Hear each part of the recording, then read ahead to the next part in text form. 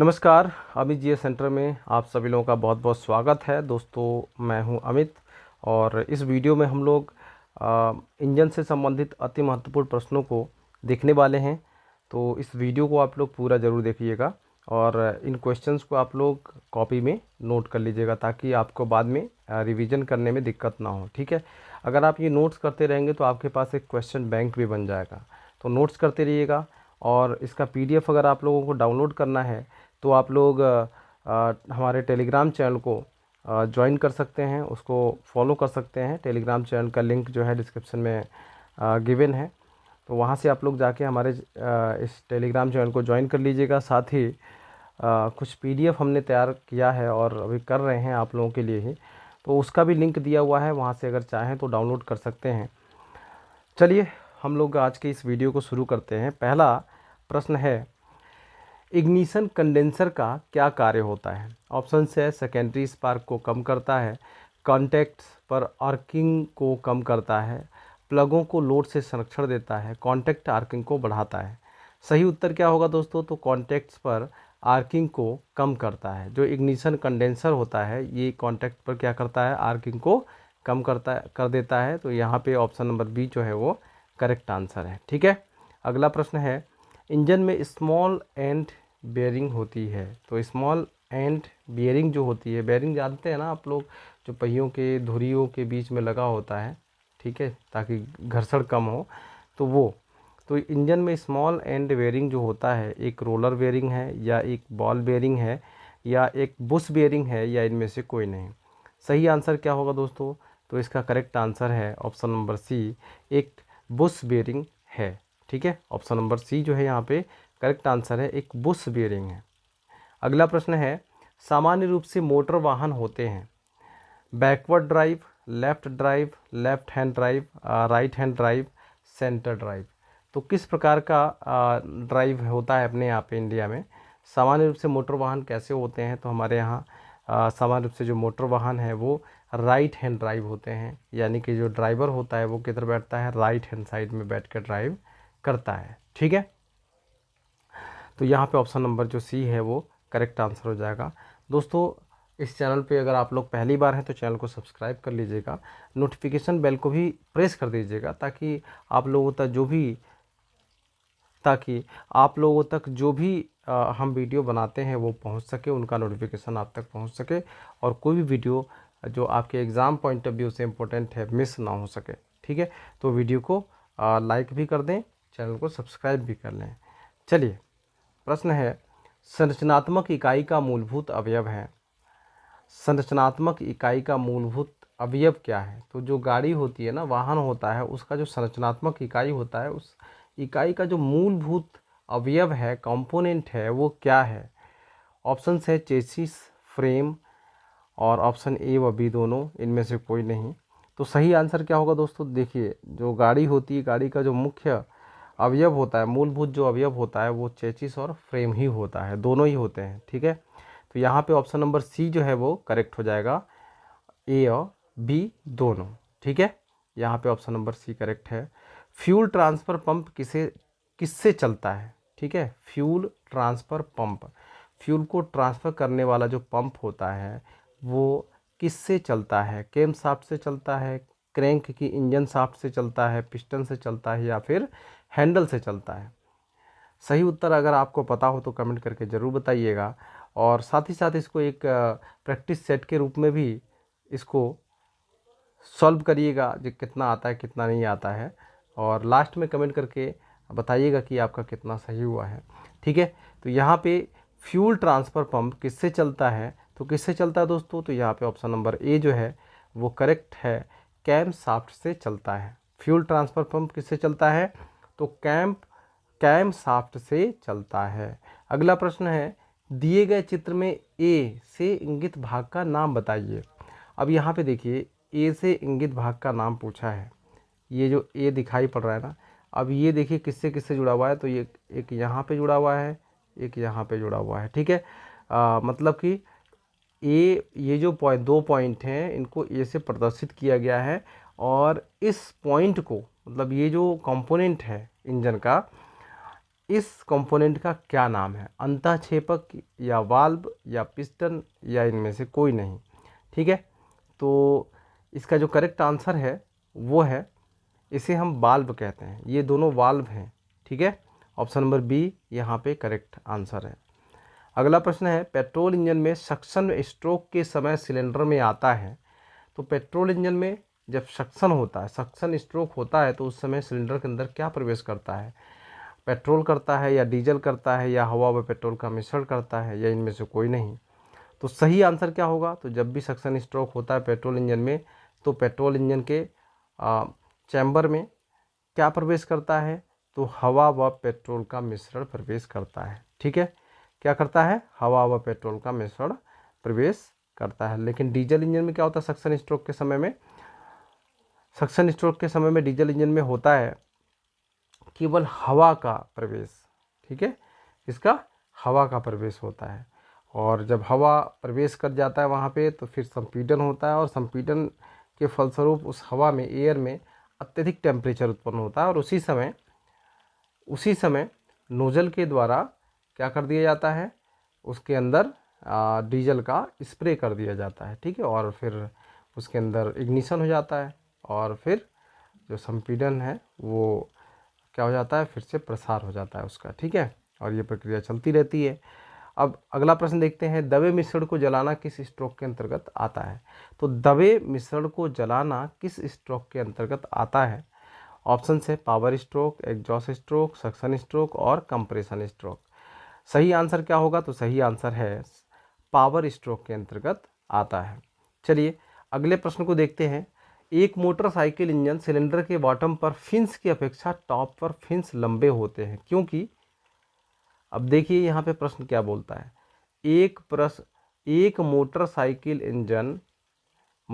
का इंजन का सिलेंडर के बॉटम पे फिन्स की अपेक्षा टॉप पर फिन्स लंबे होते हैं।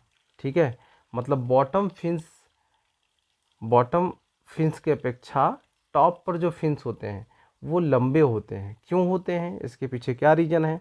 तो यहाँ पे ऑप्शंस देखिए। टॉप सबसे गर्म पार्ट होता है, गर्म हवा ऊपर उठती है, वे बिना खुली हुई पोजीशन में होते हैं, टॉप पर अतिरिक्त स्ट्रेंथ की आवश्यकता होती है। सही उत्तर क्या होगा? तो ऊपर, आपको पता ही है कि जो हीट होती है ऊपर की तरफ बढ़ती है। ठीक है, तो यहाँ पे भी ये ऐसा ही है। ठीक है, जो ऊपर का जो पार्ट है इंजन का, ठीक है, वो सबसे गर्म होता है, यानी कि टॉप सबसे गर्म पार्ट है, इसीलिए वहाँ पे फिन्स जो है लंबे बनाए जाते हैं, ताकि जो गर्मी है, हीट है, वो अधिक एरिया में प्रसारित हो जाए और इंजन जो है कम गर्म हो। ठीक है, यहाँ पे ऑप्शन नंबर ए जो है वो करेक्ट आंसर है। अगला प्रश्न है, इंजन कूलिंग प्रणाली के रेडिएटर का सिद्धांत होता है। जो इंजन कूलिंग प्रणाली का जो रेडिएटर होता है वो किस सिद्धांत पर काम करता है? यहाँ पे ऑप्शन से पानी के लिए कुंड की तरह कार्य करना, गर्म पानी को अधिक क्षेत्र पर फैलाना, कनेक्शन का जो करंट द्वारा गर्मी का बहाव करना, और जैसे ही हवा गर्म सरफेस पर हो बहती है उसकी स्पीड को बढ़ाना। ठीक है, सही उत्तर क्या है यहाँ पे? अगर आपको आइडिया आ रहा हो तो आप लोग कमेंट करके ज़रूर बताइएगा। यहाँ पे सही उत्तर है गर्म पानी को अधिक क्षेत्र पर फैलाना। जब गर्म पानी अधिक क्षेत्र पर फैलेगा तो ओबियसली क्या है, हीटिंग जो है कम होती जाएगी। ठीक है, वो पानी जल्दी ठंडा हो जाएगा। ऑप्शन नंबर बी यहाँ पे करेक्ट हो जाएगा। अगला प्रश्न है, थर्मोसाइफन कलिंग नहीं होगा, यहाँ पे कूलिंग है, दिख नहीं रहा है वो। थर्मोसाइफन कूलिंग प्रणाली के रेडिएटर से पानी की बहने की दिशा होती है।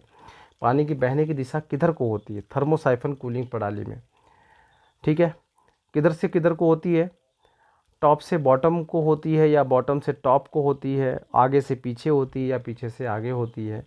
तो पानी की बहने की दिशा किधर होती है थर्मोसाइफन कूलिंग में?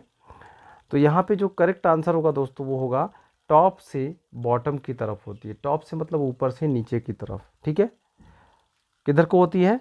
ऊपर से नीचे की तरफ, टॉप से बॉटम की तरफ। ठीक है, अगला प्रश्न है, डीजल फिल्टर बना होता है। डीजल फिल्टर किसका बना होता है? डीजल फिल्टर बना होता है, किसका बना होता है? कागज़ का, नमदा का, महीन तार की जाली का, यह सभी। करेक्ट आंसर क्या होगा? डीजल फिल्टर किसका बना होता है? तो इसका सही उत्तर है दोस्तों, इसका सही उत्तर है इन सभी का बना होता है। कागज़ का भी होता है, नमदा का भी होता है, महीन तार की जाली का भी होता है। तो इसका करेक्ट आंसर है ऑप्शन नंबर डी, यह सभी। डीजल के शीघ्र जलने का मुख्य आधार है क्या है? ठीक है, डीजल के शीघ्र जलने का मुख्य आधार क्या है? ऑप्शन है ऑक्टेन नंबर, उसकी मात्रा, सीटेन नंबर, इनमें से कोई नहीं। सही आंसर क्या होगा? डीजल के जलने का जो मुख्य आधार है वो है cetane number. Option number C जो है यहाँ पे करेक्ट आंसर हो जाएगा, सीटेन नंबर। इंजन की ओवरहालिंग कितने प्रकार की होती है? ठीक है, इंजन की ओवरहालिंग कितने प्रकार की होती है? तो यहाँ पे ऑप्शन है 1, 2, 3 और 4। ठीक है, तो इंजन की जो ओवरहालिंग है वो ऑप्शन नंबर 2 यहाँ पे सही है, 2 प्रकार की होती है, 2 प्रकार से होती है। ओके, अगला है आईसी इंजन में वाल्व के खुलने और बंद होने के समय यदि वाल्व टाइमिंग गलत है तो, अगर इग्निशन इंजन जो है, इंटरनल आईसी इंजन का मतलब हो गया इंटरनल इग्निशन इंजन, ठीक है, तो उसमें जो वाल्व के खुलने और बंद होने के जो समय है, यदि वाल्व टाइमिंग जो है अगर गलत हो जाए तो क्या होगा? तेल बहने लगेगा, स्टार्ट नहीं होगा, अत्यधिक गर्म हो जाएगा, इनमें से कोई नहीं। सही उत्तर क्या होगा यहाँ पे? तो इसका सही उत्तर है कि वो अत्यधिक गर्म होगा। ठीक है, यहाँ पे ऑप्शन नंबर सी जो है वो करेक्ट है। ठीक है दोस्तों, आप लोगों के लिए अभी हम ई बुक तैयार कर रहे हैं। ठीक है, ये आईसी इंजन, जो भी इंजन का जो आपका बेसिक फंडामेंटल है, पूरा आपका सिलेबस उसमें कंप्लीट होगा। ठीक है, तो जल्द ही उसको लॉन्च करने वाले हैं और बहुत ही नॉमिनल कॉस्ट में। ठीक है, ताकि आप लोग उसको ले सकें। उसमें थोड़ा खर्चा भी आता है, मेहनत भी लगता है, तो इसलिए आपके लिए थोड़ा सा उसमें मेहनत, थोड़ा सा उसका कॉस्ट रखेंगे, ज़्यादा नहीं रखेंगे कि आप ना ले सकें। तो आप लोग हमारे साथ बने रहिएगा। ठीक है, तो ये आपका सिलेबस का जो है जो इंजन वाला पार्ट है वो आपका एकदम कंप्लीट आपको ई बुक के रूप में दे देंगे, फिर क्वेश्चन बैंक भी देंगे आपको। ओके, और उसके अलावा आपका करंट अफेयर्स का भी कराएंगे, मैथ का भी आपका चालू करवा दिया है। तो साथ में बने रहिए, आप लोग तैयारी करते रहिए, बिल्कुल फ्री है। ठीक है, बाकी कुछ थोड़ा कहीं पे आपको अगर हम लोग एक्स्ट्रा एफर्ट लगा के कहीं पैसा खर्च करके काम करवा रहे हैं तो वहाँ पे थोड़ा सा आपका सहयोग ज़रूर चाहिए होगा। ठीक है, चलिए फिलहाल अब अगले प्रश्न की तरफ बढ़ते हैं। इंजन के ज़्यादा गर्म होने का कारण है क्या है? दोषपूर्ण इंजेक्टर, ईंधन का रिसाव होना, कमज़ोर संपीड़न, डायनेमो शाफ्ट का आरपीएम कम होना। तो इंजन के ज़्यादा गर्म होने का क्या कारण है? बताइए, यहाँ पे ऑप्शंस आपको दिख रहा है कि 4 ऑप्शन दिए हुए हैं, क्या इसमें से ज़्यादा सही लगता है? दोषपूर्ण इंजेक्टर सही है, या ईंधन का रिसाव होना सही है, या कमज़ोर संपीड़न सही है, डायनेमो शाफ्ट का आरपीएम कम होना? तो इंजन के ज़्यादा गर्म होने का कारण है कमज़ोर संपीड़न। ठीक है, क्या है? ऑप्शन नंबर सी यहाँ पे करेक्ट है, कमज़ोर संपीड़न। अगला प्रश्न है, इंजन की क्षमता का आकलन किया जाता है। इंजन की क्षमता का आकलन किया जाता है, तो यहाँ पे ऑप्शन दिए हुए हैं सीसी द्वारा। ठीक है, आप लोगों ने सीसी सुना होगा ना कि ये बाइक इतने सीसी की है, ये कार इतने सीसी की है, 250 सीसी, 100 सीसी, 110 सीसी, तो वो आपने सुना ही है। एचपी सुना होगा, हॉर्स पावर। ठीक है, तो इंजन की क्षमता का आकलन इन दोनों चीज़ों से किया जाता है, सीसी से भी किया जाता है और हॉर्स पावर से भी किया जाता है।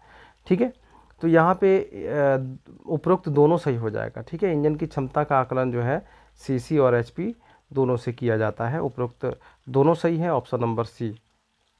ठीक है, चलिए आगे बढ़ते हैं। क्लच का कार्य क्या है? ठीक है, क्लच का कार्य है इंजन से गियर बॉक्स का संबंध जोड़ना, इंजन से गियर बॉक्स का संबंध तोड़ना, इंजन से गियर बॉक्स का संबंध तोड़ना और जोड़ना, उपरोक्त में से कोई नहीं। ठीक है, क्लच आपने बाइक चलाया ही होगा, आपको पता है कि क्लच से हम क्या करते हैं।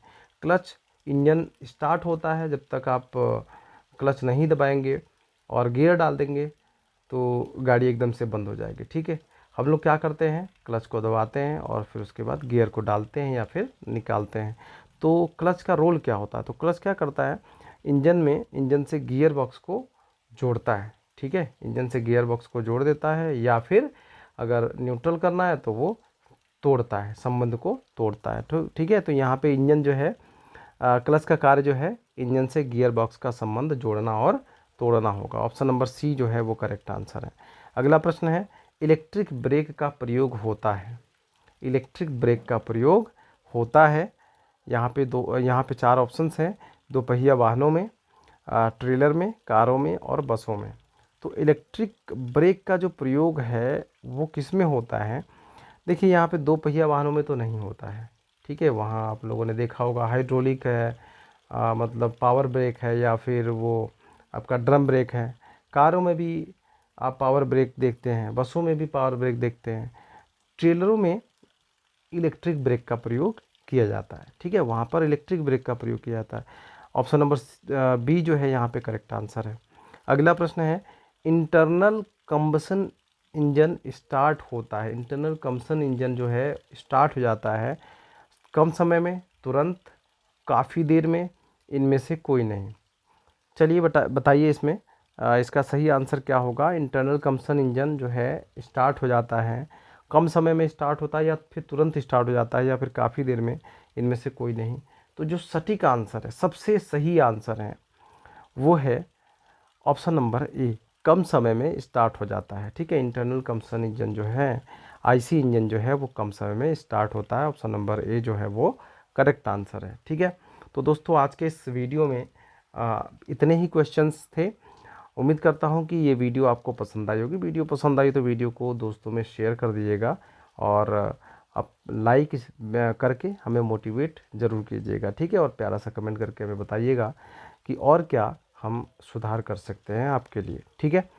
चलिए मिलते हैं अगले वीडियो में, तब तक के लिए जय हिंद।